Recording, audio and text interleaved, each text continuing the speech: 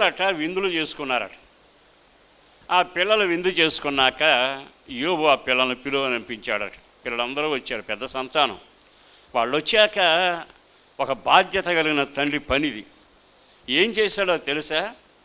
వీళ్ళు విందు చేసుకుని బాగా భోంచేశారు కదా, ఒకవేళ హృదయాలోచనలో ఏమైనా పాపం చేశారేమో. ఏం పాపం? అన్నదమ్ములు అక్కజనులందరూ కలిసి విందు చేసుకుంటే పాపం ఏం జరుగుతుంది? హృదయములో దేవునికి విరోధమైన మాటలు ఏమైనా మాట్లాడారేమో, ఏమన్నా దూషించారేమో. అంటే అర్థం ఏమిటో తెలుసా? మన జీవితాల్లో మనకు సరిపడా ఉంటే క్రమంగానే ఉంటాం. ఆస్తి పెరిగినా అంతస్తు పెరిగినా మనం దేవుని పట్ల నిర్లక్ష్య వైఖరితో మాట్లాడటం మొదలు పెడతాం. అంటే మన నోటి మాటలు హృదయ ఆలోచనలు ఎప్పుడు దెబ్బతింటాయి అంటే మనను మించిన ఆస్తి పెరిగినప్పుడు చాలా మార్పు కలుగుతూ ఉంటుంది. అందుకని వాళ్ళు దేవుని ఏమైనా దూషించారేమో అనుకుంటూ వాళ్ళని పిలువనంపించి ఉదయకాలమే ఒక్కొక్కరి కొరకు బలిపీఠం మీద బలర్పించి ప్రార్థించాను.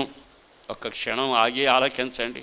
నువ్వు భక్తిపరుడువు కదా, నీ పిల్లల కొరకు వేకుజామనే లేచి యోబులాగా ఒక్కొక్కరి కొరకు ఏమని ప్రార్థన?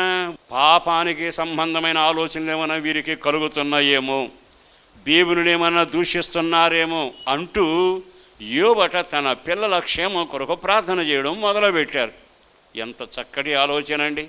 మనకుండే ఆశ వేరు, భక్తిపరులకుండే ఆలోచనలు వేరు.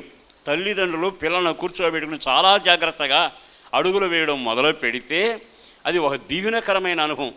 మీరు ద్వితీయోపదేశ కాండంలో జాగ్రత్తగా గమనిస్తే అక్కడేముంది తెలుసా? మీ పిల్లలను కూర్చోబెట్టి నడుచునప్పుడు, భోంచేయనప్పుడు, ప్రయాణం చేసేటప్పుడు, పడుకునేటప్పుడు ఈ మాటలు వారితో మీరు ముచ్చటించాలి. ఏ విషయం ముచ్చటించాలి? మన పిల్లలకట ఎంతసేపు దైవభీతి, దైవజ్ఞానం, దైవ సంబంధమైన సమాచారం పంచగలిగిన వాళ్ళమై ఉండాలి.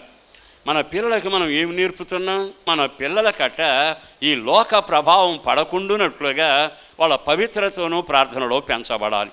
అది ఎంత దీవెనకరంగా ఉంటుందండి. మరి ఈ రోజున ఒక భక్తిపరుని గురించి బైబిల్ ఎంత ఖచ్చితంగా చెప్పింది. రెండో మాట కూడా చెబుతా. ఈ ప్రార్థనట ఒకరోజు చేయలేదట, నిత్యము ప్రార్థన చేయుచూ ఉండెను. యోబు నిత్యము అలాగూ చేయుచూ ఉండెను. నీ జీవితంలో ముగింపు వరకున్న నీ డ్యూటీ ఏమిటో తెలుసా? బాధ్యత ఏమిటో తెలుసా? నీ పిల్లల కొరకు ఆఖరి క్షణం వరకు నిత్యము అదే పని మీద నీ ఉండాలి. ప్రేమించుడా, గద్దించుడా, ముచ్చడించుడా, దగ్గరకు తీసుకునుట, వాళ్ళ పట్ల నీ వ్యవహారం ఉండాలి.